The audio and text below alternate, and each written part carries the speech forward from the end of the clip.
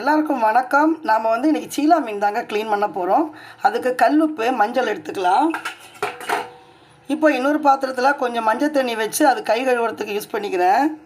இப்போ இன்றைக்கி சீலா மீன் தாங்க வாங்கினேன். இது குழம்பு வைக்கிறதுக்கும் வறுக்கிறதுக்கு கூட ரொம்ப நல்லா இருக்குங்க.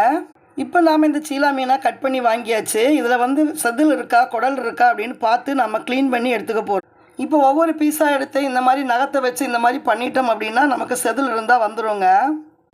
அதுக்கப்புறமா பார்த்தீங்கன்னா இந்த மாதிரி குடல் உள்ளே இருக்கும். அதை விரலை நல்லா உள்ளே வச்சு நல்லா அழுத்தி இந்த மாதிரி எடுத்துடணும். நம்ம இந்த இடங்களில் பார்த்தீங்கன்னா மஞ்சளாக தெரியுது, அதையுமே நல்லா கை வச்சு நல்லா க்ளீன் பண்ணி இந்த மாதிரி எடுக்கலைன்னா அந்த மஞ்சள் பகுதி உங்களுக்கு கசப்பு கொடுக்கும்.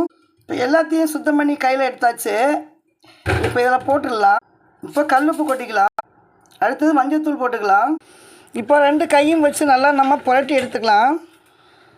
அவ்வளோதாங்க.